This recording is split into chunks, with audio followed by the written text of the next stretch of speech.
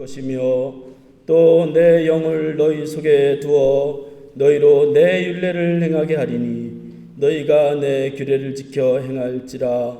내가 너희 조상들에게 준 땅에서 너희가 거주하면서 내 백성이 되고 나는 너의 하나님이 되리라. 아멘.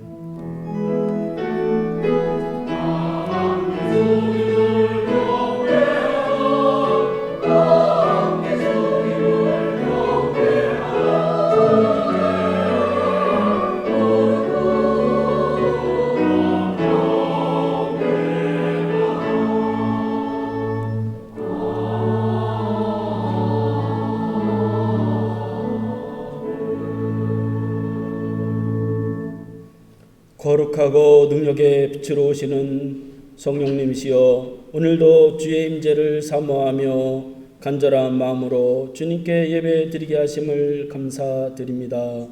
이 시간도 마음을 열고 도우시는 성령님께 예배드리오니 성령께서 영광을 받으시고 고통 속에 탄식하는 저희들 속에 이 혼란한 시대에 임하셔서 주의 비전을 발견하게 하시고 기쁨으로 찬양하며 승리하게 하여 주시옵소서. 예수님의 이름으로 기원하옵나이다. 아멘.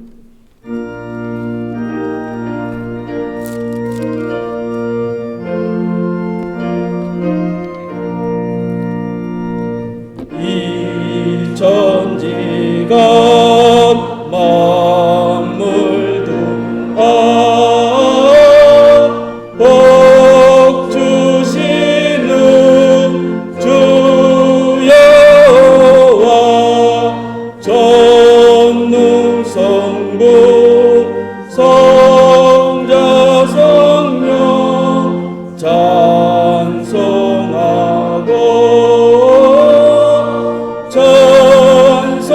찬송하세.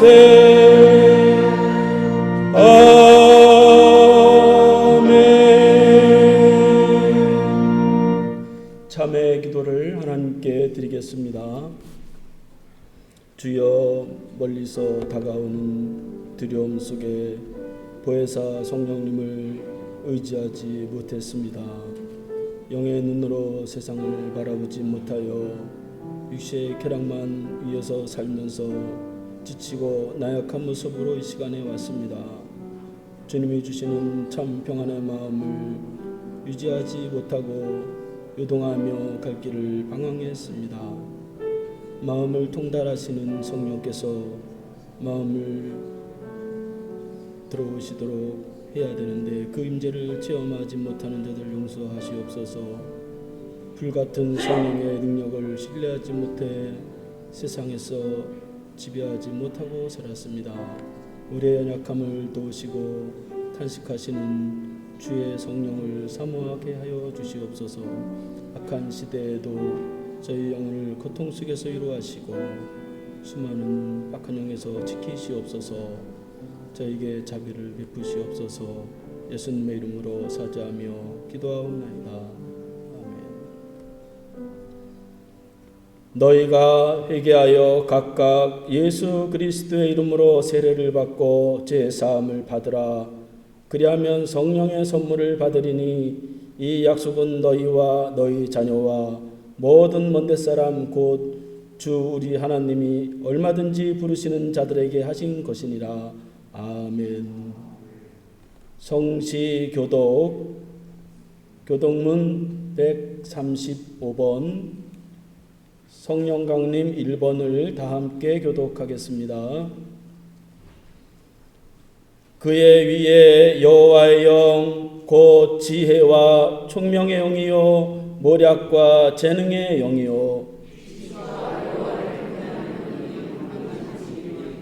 오직 하나님이 성령으로 이것을 우리에게 보이셨으니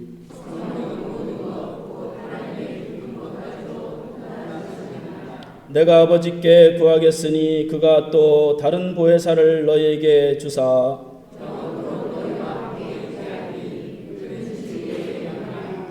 보혜사 곧 하나님께서 내 이름으로 보내실 성령 그가 너희에게 모든 것을 가르치고 오직 성령이 너에게 임하시면 너희가 권능을 받고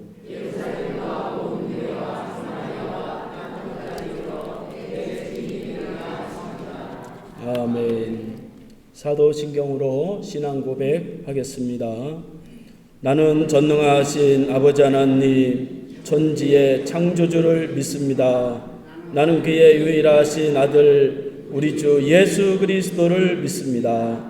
그는 성령으로 잉태되어 동정녀 마리아에게서 나시고 본디오 빌라도에게 고난을 받아 십자가에 못 박혀 죽으시고 장사된 지 사흘 만에 죽은 자 가운데서 다시 살아나셨으며 하늘에 오르시어 전능하신 아버지 하나님 우편에 앉아 계시다가 거기로부터 살아있는 자와 죽은 자를 심판하러 오십니다.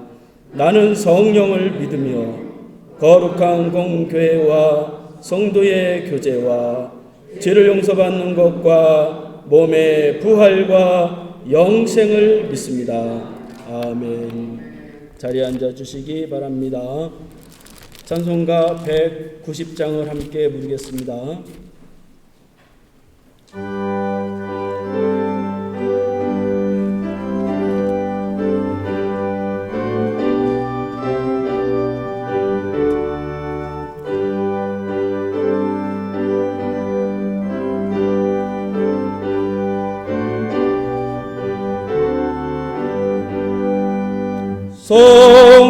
성령이여 강림하사 나를 감화하시고 애통하며 회개한 맘 충만하게 하소서. 예수여 비오니 나의 기도 들으사 애통하며 회개한 맘 충만하게 하소서. 성령이여 강림하사 크신 권능 주소서. 원하옵고 원하오니 충만하게 하소서. 예수여 비오니 나의 기도 들으사 애통하며 회개한 맘 충만하게 하소서. 힘이 없고 연약하나 엎드려서 비오니 성령 강림 하옵소서. 충만하게 하소서. 예수여 비오니 나의 기도 들으사 통하며 회개한 맘 충만하게 하소서. 정케하고 위로하사 복을 받게 하소서. 하게 하시오니 무한 감사합니다. 예수여 비오니 나의 기도 들으사 애통하며 회개한 충만하게 하소서. 아멘. 안수 집사님께서 기도 인도하시겠습니다.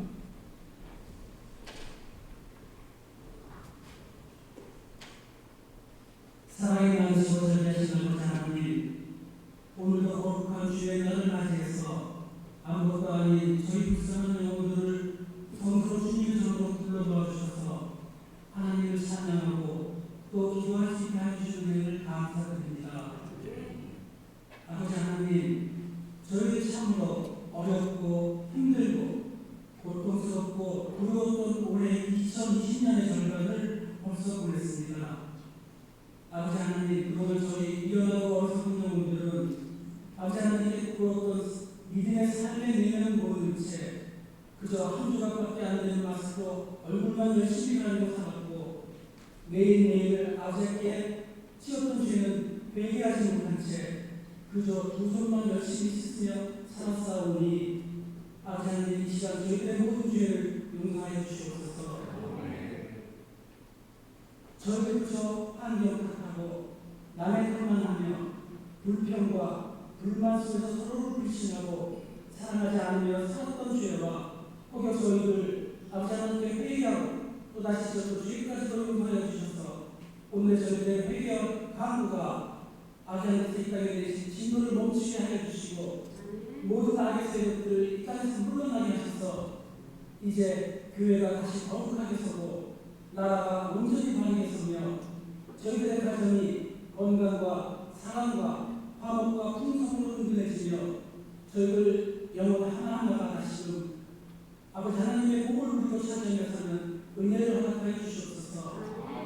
아버지 하나님, 이제 점점 무더워지는 날씨에 우리 성도님들, 특히 연세 있으신 어르신들, 이제 병을 살아가는 어린 생명들 건강해지지 않도록 지켜주시고 오늘 이 성전에서 예배를 드리는 이들이나 가정에서 해외에서 예배를 드리는 우리 소나리 교회 성도님들 모두 용이한 은혜로 함께하여 주시옵소서. 할렐루야 성가대의 찬양을 아버지 하나님께서 흠명해 주시기를 간절히 바라보았사며 우리 주 예수 그리스도의 이름으로 간곡히 간절히 기도드렸사옵나이다. 아멘.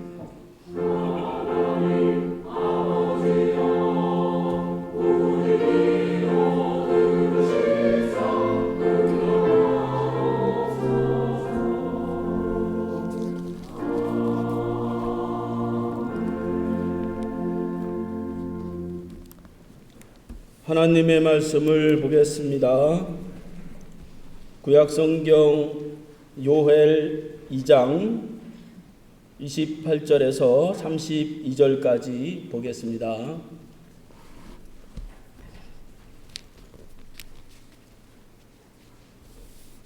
제가 봉독하겠습니다. 그 후에 내가 내 영을 만민에게 부어주리니 너희 자녀들이 장래일을 말할 것이며 너희 늙은이는 꿈을 꾸며 너희 젊은이는 이상을 볼 것이며 그때 내가 또 내 영을 남종과 여종에게 부어줄 것이며 내가 이적을 하늘과 땅에 베풀리니 곧 피와 불과 연기 기둥이라. 여호와의 크고 두려운 날이 이르기 전에 해가 어두워지고 달이 핏빛같이 변하려니와 누구든지 여호와의 이름을 부르는 자는 구원을 얻으리니 이는 나 여호와의 말대로 시온산과 예루살렘에서 피할 자가 있을 것이며 남은 자 중에 나 여호와의 부름을 받을 자가 있을 것임이니라. 아멘. 할렐루야. 찬양대에 찬양이 있겠습니다.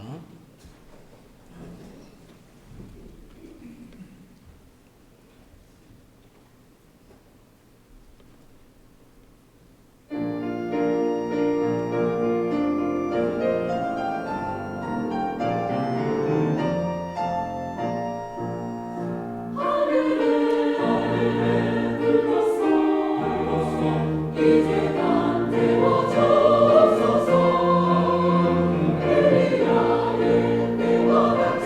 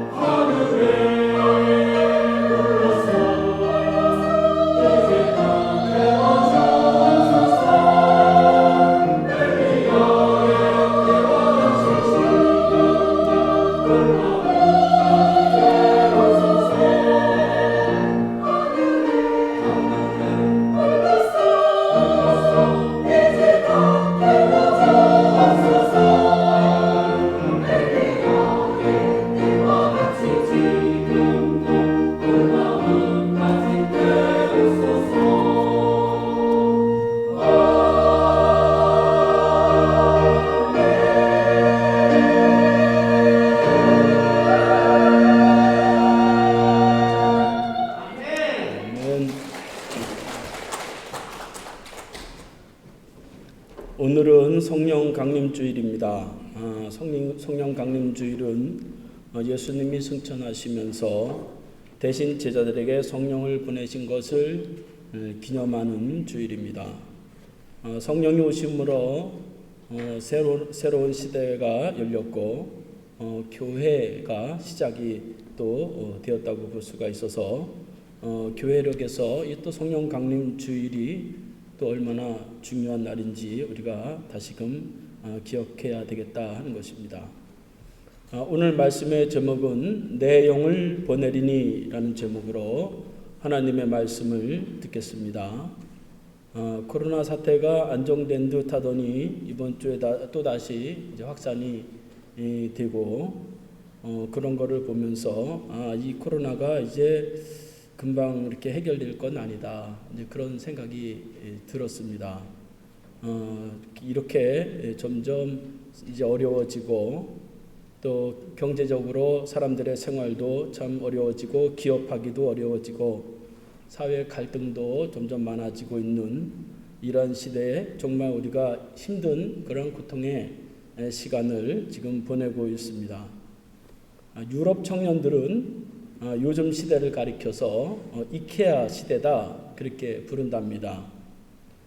그 이유는 높은 수준과 능력과 실력이 있음에도 불구하고 취업이 안 되고 취업이 돼도 너무 헐값으로 그렇게 팔리기 때문에 품질이 좋은데 싸게 팔리는 유럽의 그 이케아 가구를 비유해서 자신들을 그렇게 평가한다는 것이죠. 이렇게 오늘날 전 세계가 고통과 절망과 혼란과 갈등 속에서 이 몸으로 다 감당하면서 살아야 되는 그러한 시대를 살아가고 있습니다. 이러한 시대에 우리 믿는 사람들이 어떻게 이런 시대를 살아가야 될 것인가 하는 것입니다. 정말 세상과 같이 절망하면서 살아갈 것인가? 뭔가 우리가 믿음이 있기에 세상 사람들과는 뭔가 다르게 우리가 살아가야 되지 않겠는가 하는 것입니다. 잠언서 24장 9절 말씀해 보니까 미련한 자의 생각은 죄요 거만한 자는 사람에게 미움을 받느니라. 내가 만일 환난 날에 낙담하면 내 힘이 미약함을 보임이니라. 그렇게 말씀하고 있습니다. 절망의 시대, 세상이 어렵다고 해서 거기에 함몰된다고 하는 것은 우리의 믿음을 가진 사람의 삶이 아니다 라고 하는 것이고 그것이 어리석은 일이라고 말씀을 하고 있는 것입니다. 왜냐하면 우리 속에는 예수의 생명이 있고 영원한 천국을 바라보는 그러한 목적이 우리에게 있기 때문이죠. 그래서 우리는 사방으로 우겨쌈을 당하여도 쌓이지 않고 답답한 일을 당하여도 낙심하지 않는 것이 우리의 예수의 생명을 가진 우리의 삶의 모습이라고 볼 수가 있습니다. 오늘 요엘 선지자는 이 고통의 시대에 어떻게 살아내야 할 것인지에 대해서 말씀하고 있습니다. 오늘 말씀을 통해서 어려운 시대에 다 승리하는 그러한 삶이 되시기를 바랍니다. 먼저 요엘 선지자가 활동했던 그러한 시대적 배경을 보면 그 시대에도 혼란과 절망의 시대였습니다. 요엘이라는 뜻은 여호와는 하나님이시다라고 하는 뜻으로 기원전 835년부터 남유다에서 활동한 선지자입니다. 그가 태어날 당시에 왕은 아달랴라고 하는 왕인데 이스라엘에서 어떻게 보면 가장 악한 왕이라고 볼 수가 있습니다. 이 아달랴는 아합 왕의 딸로서 그는 자기 아들 아하시야를 꾀서 왕으로 세웠다가 그 아하시야가 1년 만에 죽게 되자 그 주변에 있던 모든 왕자들을 다 죽이고 스스로 자기가 왕이 돼서 폭정을 휘둘렀던 그러한 왕이었습니다. 열왕기하 11장 1절 말씀을 보니까 아하시야의 어머니 아달랴가 그의 아들을 죽는 것을 보고 일어나 왕의 자손들을 모두 멸절하였다. 그렇게 기록을 하고 있습니다. 이때 요엘이 태어났습니다. 태어나면서부터 어려운 시대였어요. 그 후에 아달랴가 모든 왕자를 죽이고 왕이 되었지만 이제 제사장 여호야다가 그것을 보고 요아스라고 하는 어린 아기 2살짜리 아기를 성전에다가 데려다가 몰래 숨겨서 키워서 8살 때가 되었을 때에 이제 아달랴를 몰아내고 그 8살짜리 요아스를 이제 왕으로 다시 세웠는데, 이 요아스 왕도 점점 성장하면서 나중에는 우상을 숭배하는 그런 모습을 가졌습니다. 그러니까 이렇게 남유다의 정치적 상황, 그것은 권력 다툼으로 인해서 혼란과 혼란을 거듭하고 잘못된 권력 아래서 백성들은 너무 힘들게 살아가는데, 바로 이때 요엘 선지자가 이제 선지자로서 하나님 앞에 부름을 받은 것입니다. 또 외교적으로 보면 강대국 간의 패권 다툼이 극도로 처했을 때였습니다. 남쪽으로는 이집트의 막강한 대국의 국가가 영토를 확장하고 있고, 또 아수르와 잔인한 아수르가 있고, 또 에돔과 아람이라는 그러한 국가는 수시로 그들과 전쟁을 했습니다. 그러니까 너무 불안한 시대입니다. 거기다가 경제적으로는 너무 가혹해서 가뭄이 오고 메뚜기가 창궐하는 그러한 어려움이 있었습니다. 1절 말씀에 보면 그 시대의 고통을 그대로 기록하고 있는데, 4절 말씀에서부터 보면 팥중이가 남긴 것을 메뚜기가 먹고, 메뚜기가 남긴 것을 느치가 먹고, 느치가 남긴 것을 황충이 먹었도다. 포도나무가 말랐고 무화과가 말갛게 벗겨졌고, 성전의 제사가 중단돼서 제사장들은 슬퍼하고, 밭이 황무하고 토지가 마르니 곡식은 떨어져서 농부들이 곡을 하고 있었다. 이제 그렇게 기록을 하고 있습니다. 그러니까 고통의 시간, 어려운 시간들을 그렇게 살아가면서 몸부림쳐야 되는 것이었습니다. 그때 요엘 선지자는 하나님으로부터 부름을 받았습니다. 이러한 시대에 요엘 선지자는 어떤 말씀을, 어떤 메시지를 선포했느냐? 요엘 선지자는 그 고통의 시간들을 지켜보면서, 그러나 하나님이 반드시 축복하시고 반드시 구원하신다고 하는 그러한 축복의 말씀을 선포한 것을 볼 수가 있습니다. 이러한 말씀이 우리에게, 이스라엘 백성들에게 들렸듯이 우리에게 이러한 말씀이 들려질 때에 어려운 시대에도 우리가 믿음으로써 승리할 수 있게 됩니다. 그러면 하나님이 이 고통의 시대에 어떻게 하나님의 축복과 구원을 이루어 가실까요? 그것은 하나님이 자기 백성에게 영을 부어주심으로써 그 하나님의 축복을 이루어 가신다는 것입니다. 28절 말씀에 보면 그 후에 내가 내 영을 만민에게 부어주리니 너희 자녀들이 장래일을 말할 것이며 너희 늙은이는 꿈을 꾸며 너희 젊은이는 이상을 볼 것이며, 그렇게 말씀하고 있습니다. 현재 상황은 어려운데 요엘 선지자는 이스라엘 백성들을 향해서 내 하나님의 영이 부어지는 그 날이 있다라고 하는 것입니다. 그때는 그 후에라고 했는데, 그 후에라고 하는 것은 고통의 시간이 끝나면 새로운 시대가 온다는 것입니다. 여호와의 날이 도래한다는 것입니다. 새 시대가 열린다는 것입니다.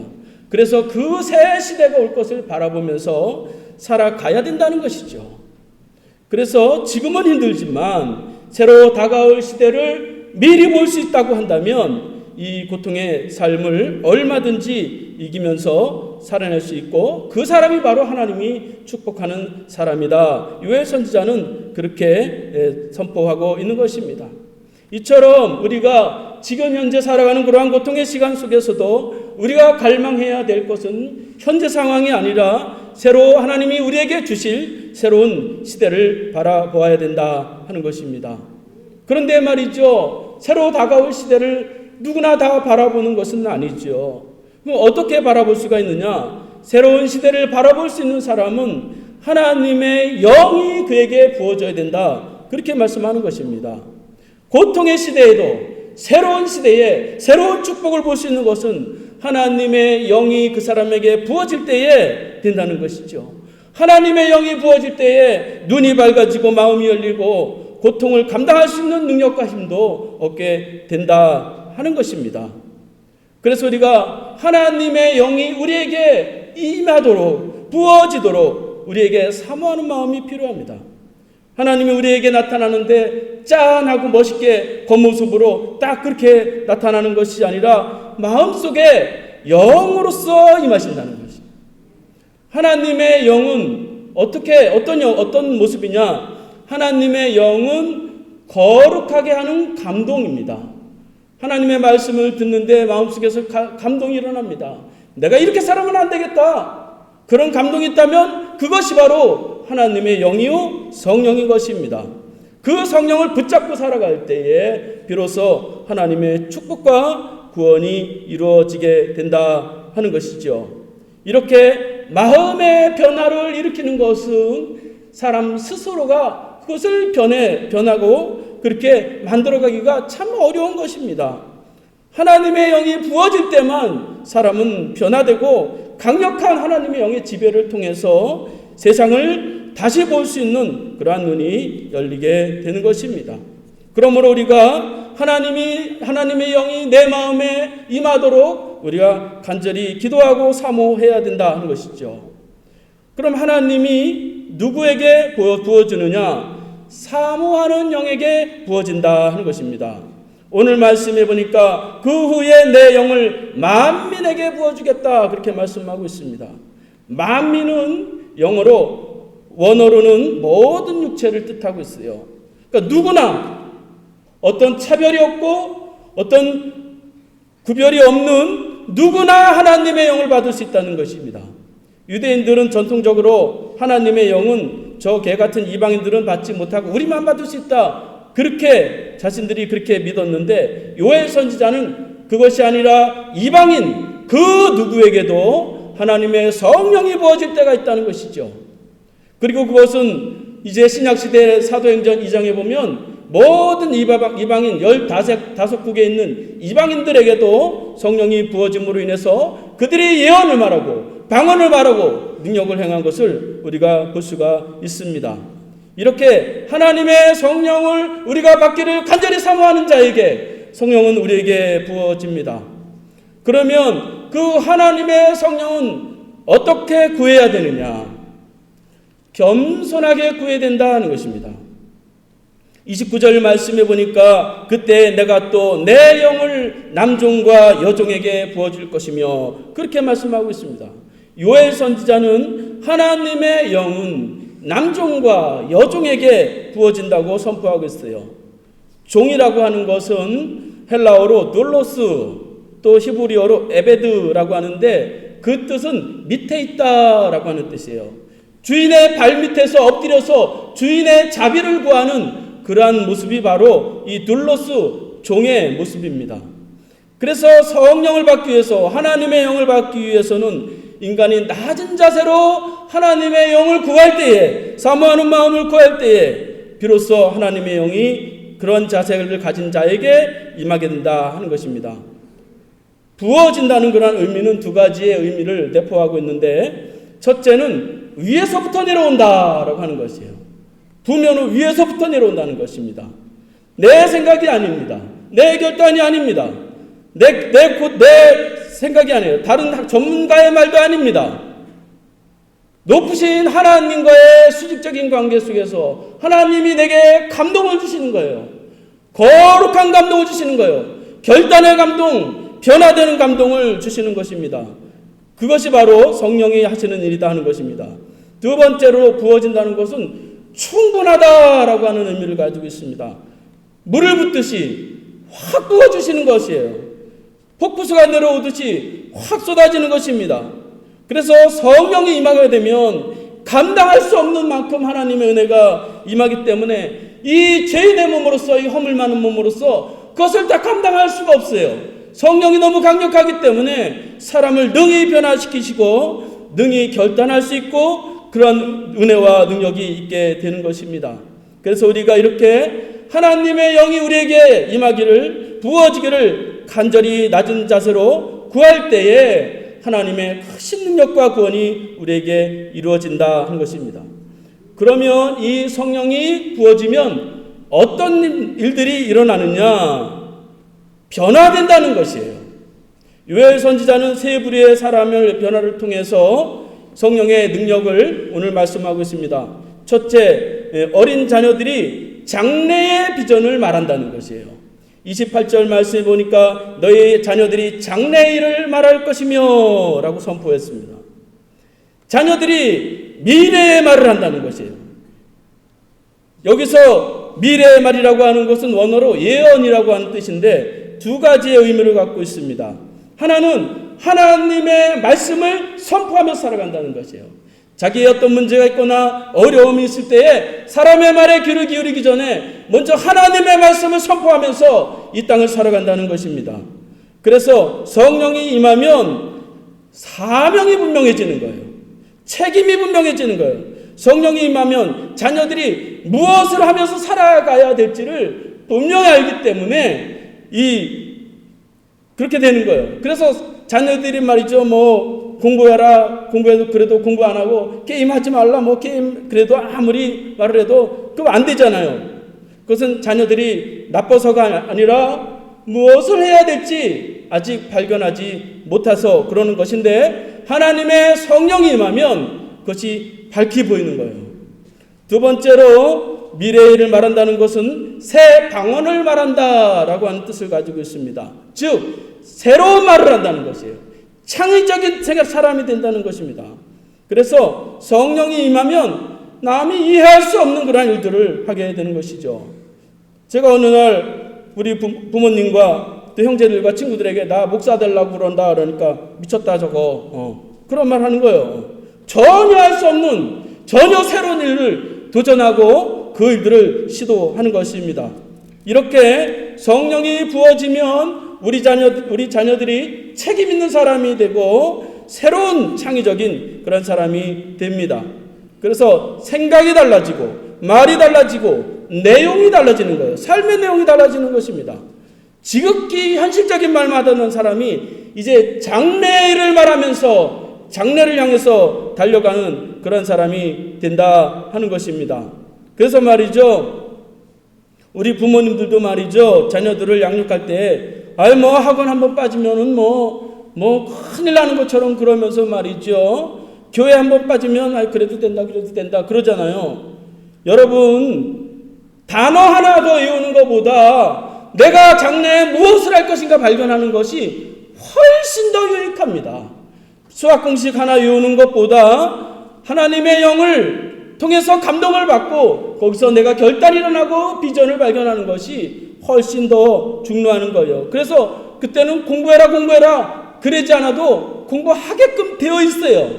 제가 그렇게 공부를 했어요. 공부를 하면 담을 쌌던 사람인데 하나님의 성령 받으니까 스스로 알아서 미친 듯이 공부하는 것입니다.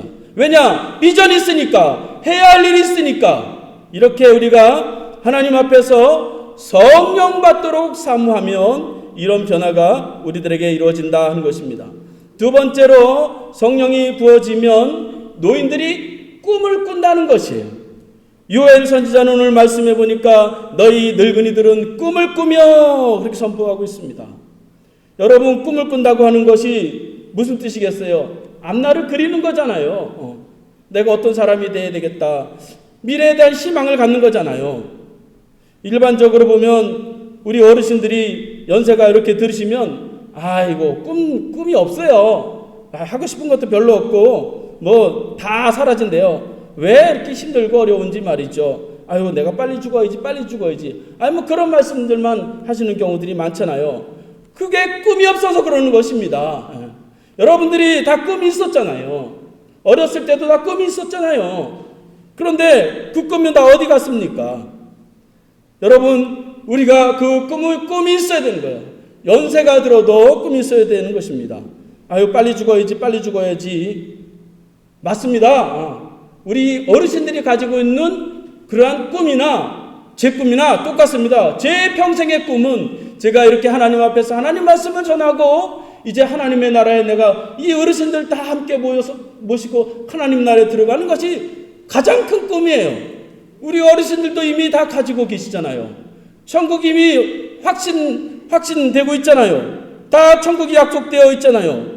그래서 죽어야지. 맞습니다. 그런데 그 말도 즐겁게 하세요. 즐겁게. 할렐루야, 내가 빨리 죽어야지. 주님 만나러 간다.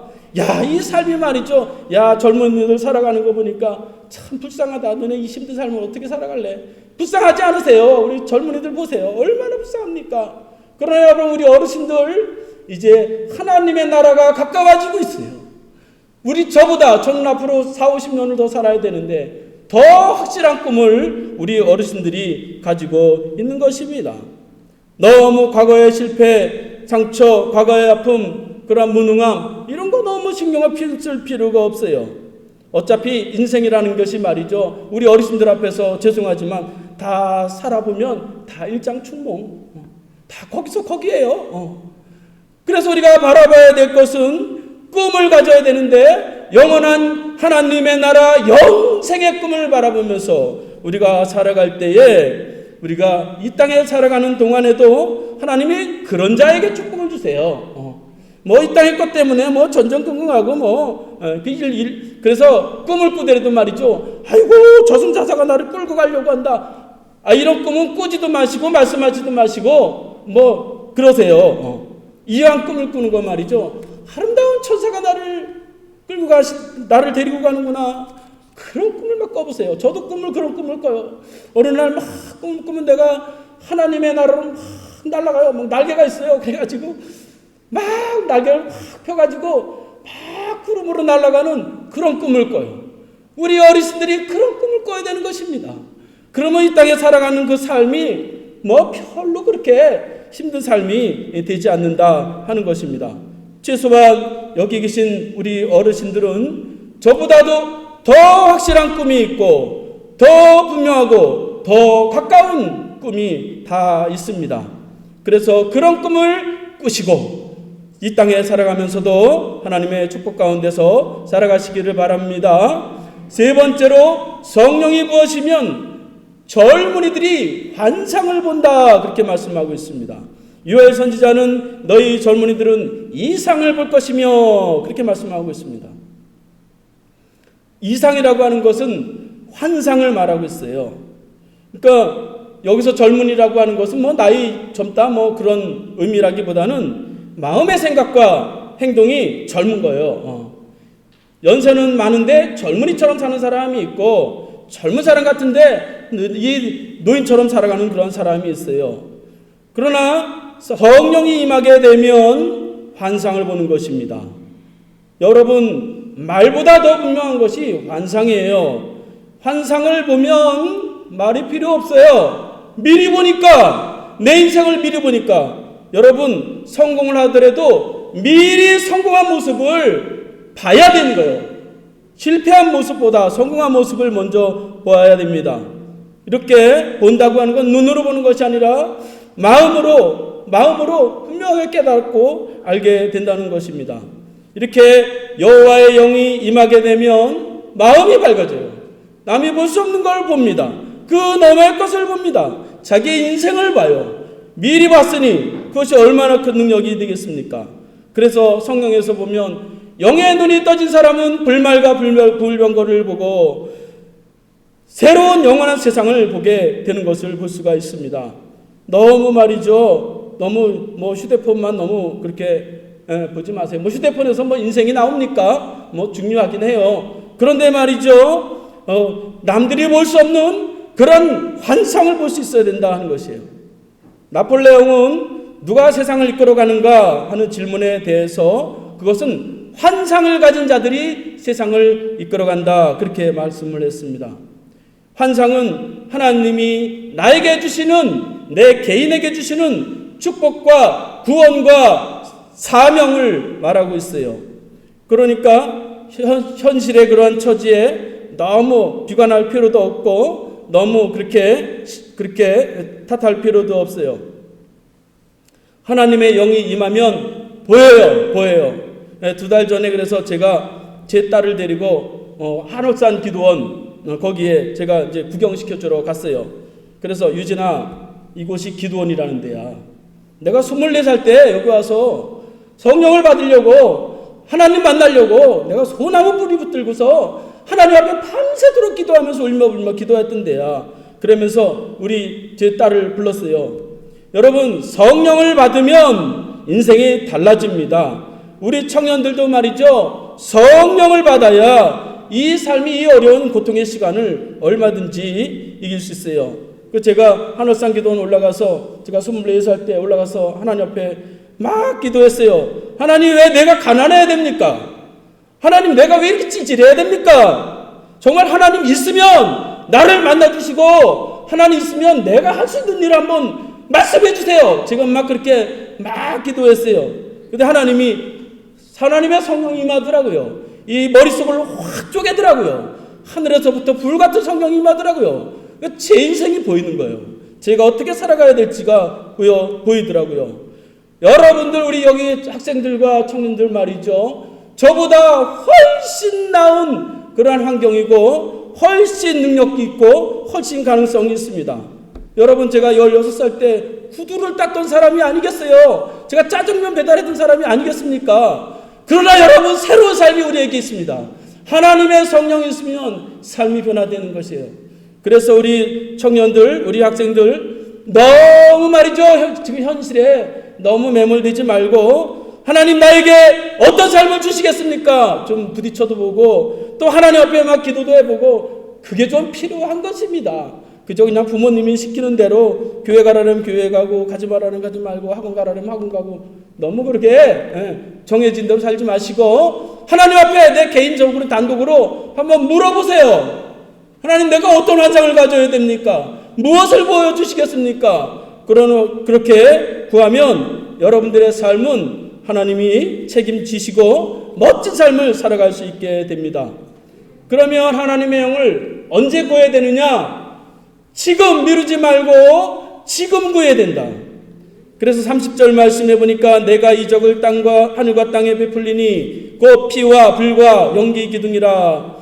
여호와의 크고 두려운 날이 이르기 전에 해가 어두워지고 달빛이 핏빛같이 변하려니와, 그렇게 말씀하고 있습니다. 언제 성령을 구해야 되느냐? 지금 내가 하나님 앞에서 하나님 저를 변화시켜 주십시오. 지금 구해야 된다는 것이에요. 크고 두려운 날이 이르기 전에, 절망의 날이 이르기 전에, 해가 어두워지고 달이 핏빛같이 변하기 전에 내가 지금 성령을 구해라, 그렇게 말씀을 하고 있습니다. 성령을 구하면 우리에게 반드시 구원의 축복과 은혜가 있어요. 그래서 32절 말씀해 보면 누구든지 여호와 이름을 부르는 자는 구원을 받으리라, 그렇게 말씀하고 있습니다. 여러분, 어차피 우리가 살아가는 것이 참 그렇지 않겠어요? 내 힘으로 살아가는 것이 참 힘들지 않겠어요? 글쎄 모르겠어요. 제가 살아보니까 그래요. 참 내 힘만으로 가지고서 살아간다는 것이 참 어렵다. 누군가 나의 도움이 되고 누군가 나의 그런 주원자가 되고 그런 거 필요한 거 아니겠습니까? 여러분, 사람이 우리에게 얼마나 도움이 되겠어요? 성경에 보면 다 주의 영에 사로잡힌 자는 하나님 앞에 위대한 일을 하고 다 그게 쓰임을 받았습니다. 누가 쓰임을 받느냐? 능력 있는 사람도 쓰임을 받고 또 뛰어난 사람도 쓰임 받아요. 그러나 반드시 능력이 있거나 또 실패했거나 실패했다고 쓰임 못 받거나 그렇지 않습니다. 하나님 앞에 무릎 꿇어 주의 영을 구하는 자, 그 주의 영에 사로잡힌 자는 하나님이 반드시 쓰시고 반드시 기적을 일으켜 주세요. 기적이 없다 그러면 기적 안 일어나는 것이고, 기적이 있다 그러면 기적이 일어나는 것입니다. 저와 여러분들이 오늘 말씀을 통해서 이제 이 성령 강림 주일이 그냥 단순하게 또 절기를 하나 보낸다 그렇게 생각하기보다 오늘 요엘이 선포했던 것과 같이 우리가 주의 영이 내게 임하도록, 그래서 이 꿈을 꾸고 비전을 갖고 또 열정적으로 우리의 삶을 그렇게 살아가서 세상을 변화시키고 하나님 앞에 능력있게 쓰임 받을 수 있는 그러한 저와 여러분들이 다 될 수 있기를 바라겠습니다. 기도하겠습니다. 하나님 아버지, 감사합니다. 저희에게 주의 영을 보내주셔서 마음의 눈을 밝게 하시고 악한 시대에도 분별하며 살 수 있게 하심을 감사드립니다. 때로는 고통의 시간을 지날 때에 그때가 주의 영을 받을 기회라고 저희들이 여기고 주의 영을 구하게 하셔서 도리어 고통의 시간에 사명을 찾고 비전을 바라볼 수 있는 기회가 될 수 있도록 하셔서 세상에서도 하나님의 축복 가운데서 살면서 또 구원받는 그러한 승리가 우리에게 있게 하여 주시옵소서. 예수님의 이름으로 기도하옵나이다. 아멘. 찬송가 185장 부르시면서 헌금하시겠습니다.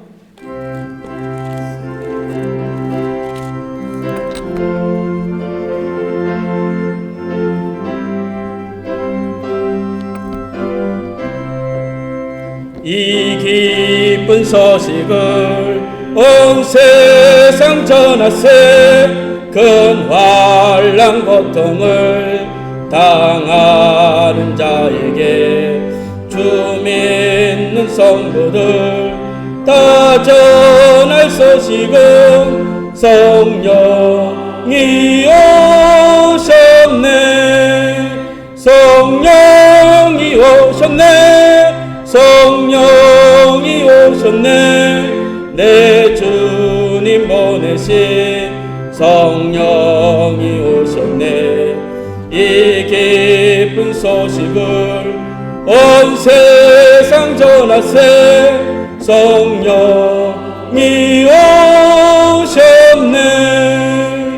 만왕의 왕께서 저 사로잡힌 자 다 구원하시고 잠자유 주셨네. 승리의 노래가 온 성에 들리니 성령이 오셨네. 성령이 오셨네. 성령이 오셨네. 내 주님 보내신 성령이 오셨네. 이 기쁜 소식을 온 세상 전하세. 성령이 오셨네. 한없는 사랑과 그 크신 은혜를 늘 의심하면서 안 믿는 자에게 내 작은 입으로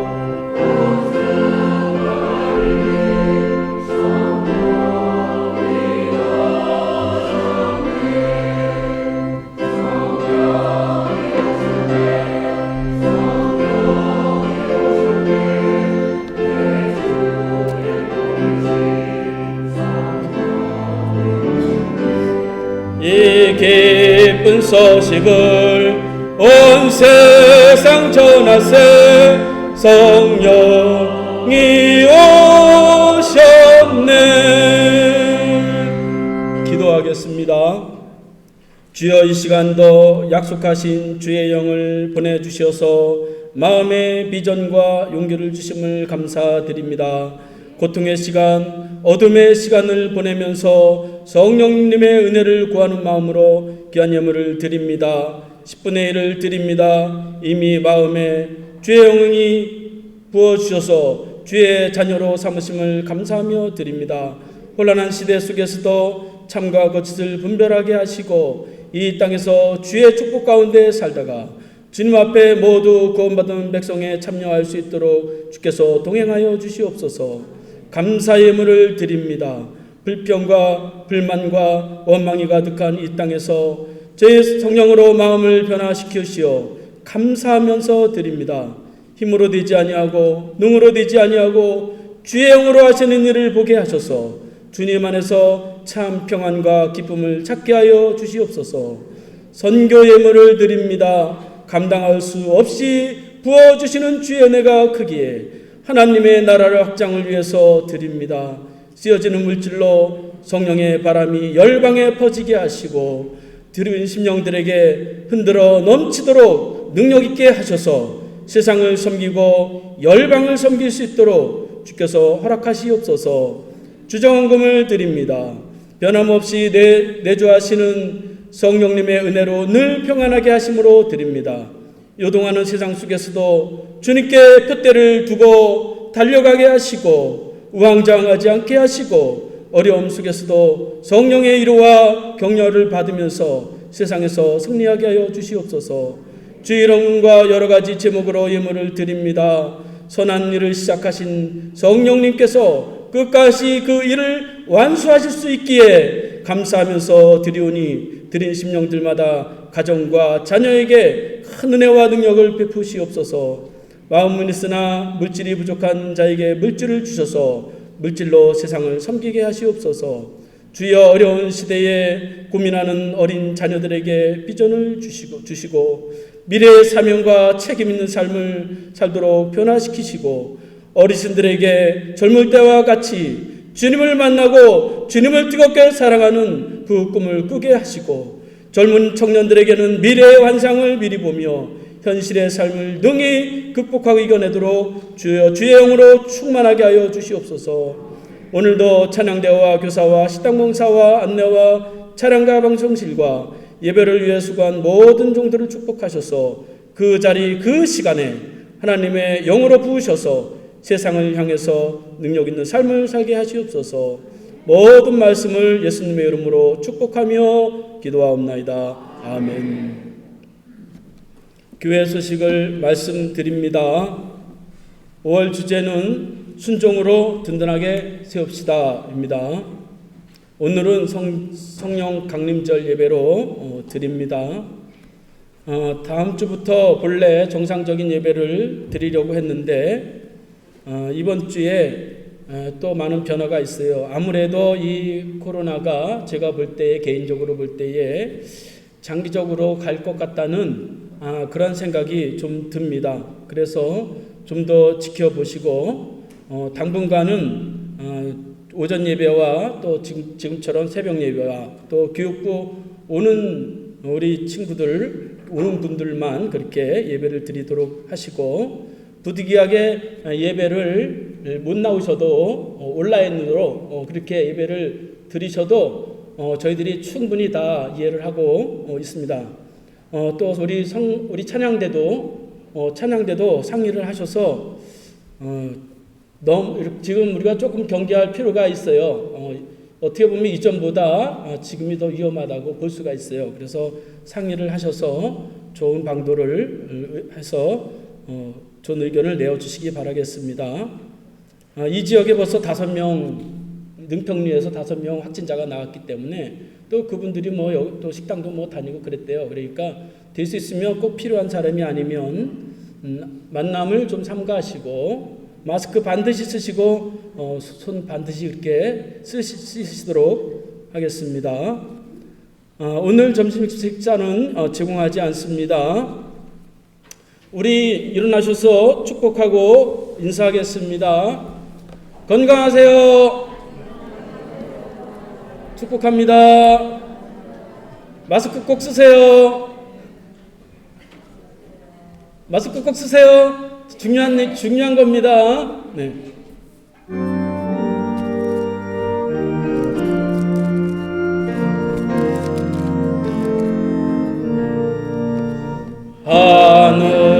하늘에 계신 아버지 이름 거룩하사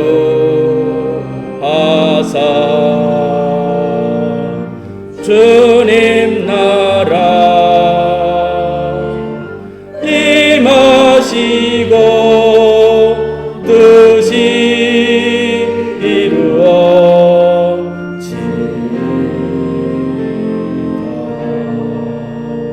일용할 양식 주시고 우리들의 큰 죄 다 용서하옵시고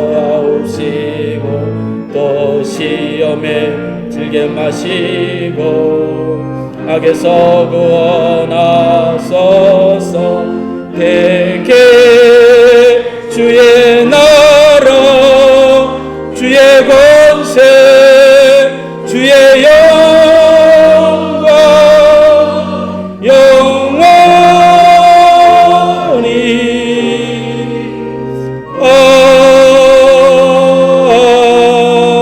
아멘.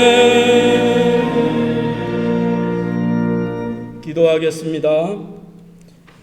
이제는 도우시는 보혜사 성령님을 보내셔서 십자가의 사랑과 부활의 능력을 체험하게 하시는 예수 그리스도의 은혜와 고통받는 자기 백성에게 이 성령을 보내셔서 축복과 구원을 베푸시는 하나님 아버지의 사랑하심과 마음에 임하셔서 위로와 격려와 비전을 주시고 용기를 주시는 성령님의 은혜가 오늘도 주의 영으로 미래와 꿈과 환상을 보면서 인생의 삶에 승리하기를 원하는 심령들 머리머리 위에 지금부터 영원까지 함께 하시기를 간절히 축원하옵나이다. 아멘.